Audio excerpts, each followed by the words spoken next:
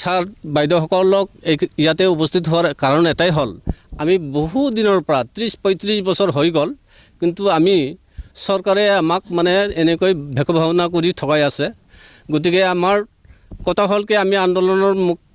মানে কৰাৰ কাৰণে আমি সিদ্ধান্ত লৈছোঁ গতিকে আমি প্ৰমোদ বড়ো চৰকাৰে যিটো আমাক প্ৰতিশ্ৰুতি দিছিল আৰু এপছৰ হাতত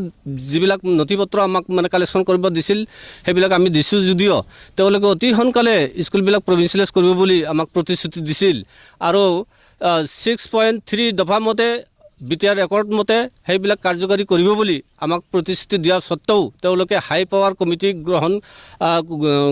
গঠন কৰি দিছে কিন্তু আমি চাৰিওফালে ডিৰেক্টৰ অফিচ তথা ডিঅ' অফিচ বিঅ' অফিচ সকলোতে খা খবৰ লৈ পালোঁ যে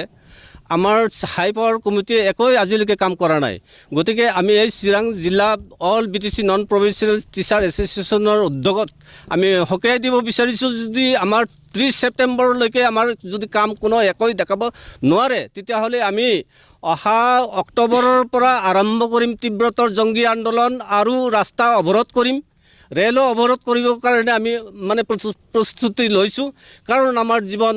মানে অথলে গৈছে আমাৰ কিছুমানৰ 3-4 বছৰমান বয়স আছে গতিকে আমি জেলত যাবলৈ সাজু হোৱাৰ কাৰণে আমি উঠি পৰি মানে আমি প্ৰস্তুত হৈছোঁ গতিকে 6.3 দফা অনুযায়ী আমাক আবহাৱাৰী আছে প্ৰমোদ বড়ো চৰকাৰ যেতিয়া আমি লগ ধৰোঁ তেওঁ কয় যে আপোনালোকৰ হাই পাৱাৰ কমিটিয়ে মানে গঠন কৰি দিয়া আছে কামটো দ্ৰুত গতিত চলি আছে কিন্তু দ্ৰুত গতিত দূৰৰে কথা আমাক আবহাৱাৰীহে আছে RTE একমতে যিবিলাক স্কুলৰ মানে সা সুবিধা পাব লাগে আমি বঞ্চিত হৈ আছোঁ ইউনিফৰ্মৰ পৰা বঞ্চিত হৈ আছোঁ আৰু ল'ৰা ছোৱালীৰ ইউনিফৰ্মৰ লগতে বেগ এইবিলাকৰ পৰা বঞ্চিত হৈ আছোঁ গতিকে আমাৰ স্কুলৰ ল'ৰা ছোৱালীবিলাক ভেঞ্চাৰ নাকি মই প্ৰশ্ন কৰিব বিচাৰিছোঁ প্ৰমোদ বড়ো চৰকাৰ হিমন্ত বিশ্ব শৰ্মা ছাৰ আমাৰ স্কুলৰ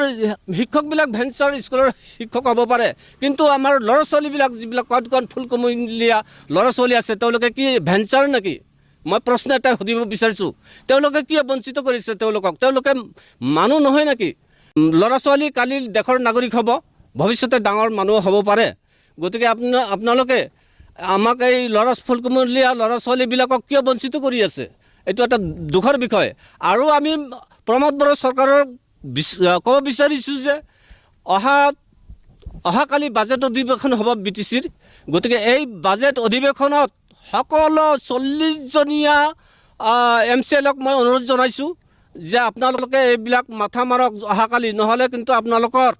যিটো প্ৰতিশ্ৰুতি দিয়া হৈছে এই প্ৰতিশ্ৰুতি কিন্তু আমি তীব্ৰতৰ আন্দোলন কৰিলে আপোনালোকে জগৰীয়া হ'ব কিন্তু সেইকাৰণে মাষ্টাৰবিলাকক জগৰীয়া নকৰিব আপোনালোকে প্ৰতিশ্ৰুতি দিছিল আমি প্ৰতিশ্ৰুতি দিয়া নাই এই প্ৰতিশ্ৰুতিত আপোনালোকে একোৱে কাম কৰা নাই গতিকে আমি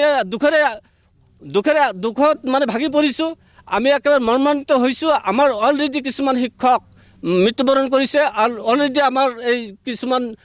4খন জিলাৰ পৰা 12জনমান মানে ৰিটায়াৰ হৈ গ'লে যোৱা মাহত গতিকে তেওঁলোককো আমি এককালীন মানে আৰ্থিক সাহায্য 20 লাখ টকাকৈ দিয়াৰ কাৰণে অনুৰোধ জনাইছোঁ কাৰণ তেওঁলোকে আশা কৰিছিল তেওঁলোকে দীৰ্ঘদিনীয়া চাকৰি কৰিছিল তেওঁলোকে ৰিটায়াৰ হৈ গ'ল দুৰ্ভাগ্যজনক কিন্তু আমাৰ গোটেই BTC অঞ্চলত যিবিলাক 6 শিডিউল এৰিয়া আছে 6 শিডিউল এৰিয়া মতে 6.3 দফা যিটো আছে সেই দফাৰ মতে বড়ো শক্তি অনুসৰি এইবিলাক স্কুল হ'ব লাগিছিল কিন্তু কোনো ডাইস্কুলৰ প্ৰশ্ন নাই LP টু ইউনিভাৰ্চিটিলৈকে কলেজ হাইস্কুল হায়াৰ ছেকেণ্ডেৰী সকলোকে মানে সকলো বিভাগটো মানে স্কুল এইবিলাক হ'ব লাগিছিল কিন্তু দুৰ্ভাগ্যজনক আজিলৈকে তেওঁলোকৰ কোনো মানে কাম এটাই হোৱা নাই ছাৰ বাইদেউসকল গতিকে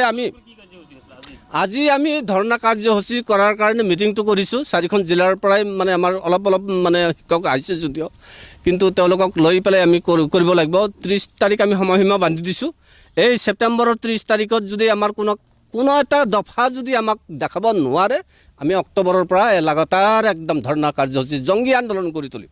অলপ চলপ আন্দোলন নহয় জংগী আন্দোলন ৰেল অৱৰোধ কৰিম আৰু নেশ্যনেল হাইৱে যিটো BTCৰ কিবা আছে আৰু অল BTC বন্ধ দিয়াৰ কাৰণে আমি শিক্ষক সন্থাই আমি মানে সিদ্ধান্ত লৈছোঁ গতিকে যেতিয়ালৈকে আমাৰ এই প্ৰমোদ বড়ো চৰকাৰ মই ইয়াৰ ডিচি কাজলগাঁও ডিচি অফিচৰ সন্মুখৰ পৰা মই কৈ আপোনাক অনুৰোধ জনাইছোঁ, আপুনি অহাকালি বাজেট অধিৱেশন আছে, আপোনালোকে এই বাজেট অধিৱেশনত আপোনালোকে দফাবিলাক কিবা কৰক, দফাবিলাক কাৰ্যকৰী কৰক। গতিকে আপচুক মই অনুৰোধ জনাইছোঁ, আপচুৰ কৰ্মকৰ্তাসকলক, লিডাৰসকলকো অনুৰোধ জনাইছোঁ, আপোনালোকে এইবিলাক কাম কৰক। যেনেকৈ আপোনালোকে প্ৰতিশ্ৰুতি দিছিল, প্ৰতিশ্ৰুতি কিন্তু শিক্ষকসকলে দিয়া নাই, আপোনালোকে দিছে। আজি আমাৰ all BTC non provincialised LP UP teacher এছ'চিয়েশ্যনৰ এটা সভা ইয়াত অনুষ্ঠিত কৰিছোঁ। অতি পৰিতাপৰ বিষয় এই যে পৰিৱৰ্তনৰ নাম লৈ অহা যিটো চৰকাৰ, বৰ্তমানৰ BTR চৰকাৰ, এতিয়ালৈকে আমাৰ সমস্যাৰ সমাধানৰ কাৰণে একো চিন্তা কৰিব পৰা নাই। যে সদায় আমি টিভি বা মিডিয়াৰ জৰিয়তে জানিব পাৰোঁ, প্ৰমোদ বড়ো ছাৰে কৈ থাকে আমাৰ বিদ্যালয়বিলাক প্ৰাদেশিকৰণ কৰাৰ বাবে এটা হাই পাৱাৰ কমিটি বনাই দিছে, কিন্তু 7 মাহ 8 মাহ হৈ গ'ল, এতিয়ালৈকে এই হাই পাৱাৰ কমিটিৰ কোনো প্ৰতিবেদন চৰকাৰৰ হাতত দাখিল কৰা নাই, যাৰ বাবে আমাৰ এই স্কুলবিলাক সমস্যা এতিয়ালৈকে সমাধান হোৱা নাই। পৰিৱৰ্তনৰ নাম লৈ অহা চৰকাৰখনে এইদৰে ভেকভাৱনা কৰি থকাটো আমাৰ শিক্ষক সমাজে মানি ল'ব পৰা নাই। এয়া ভেকভাৱনা নহয় আৰু কি জানো, কাৰণ বাৰে বাৰে মিডিয়াই সুধিলে কৈ থাকে যে হাই পাৱাৰ কমিটি বনাই দিছে, কিন্তু আজিলৈকে BTC চৰকাৰে প্ৰাদেশিকৰণৰ ওপৰত কোনো নটিফিকেশ্যন জাৰি কৰা নাই, হাই পাৱাৰ কমিটিকো কোনো প্ৰেছাৰ দিয়া নাই। আজি এই মঞ্চৰ পৰা আমি জনাব বিচাৰোঁ যে BTR প্ৰধান ডাঙৰীয়া নিৰ্বাচনৰ পূৰ্বে আমাক যি প্ৰতিশ্ৰুতি দিছিল, সেই প্ৰতিশ্ৰুতি অহা যিটো উপনিৰ্বাচন আছে, উপনিৰ্বাচনৰ আগতেই যাতে পালন কৰে। যে BTR চুক্তিৰ 6.3 দফাটো কণ্ডিশ্যন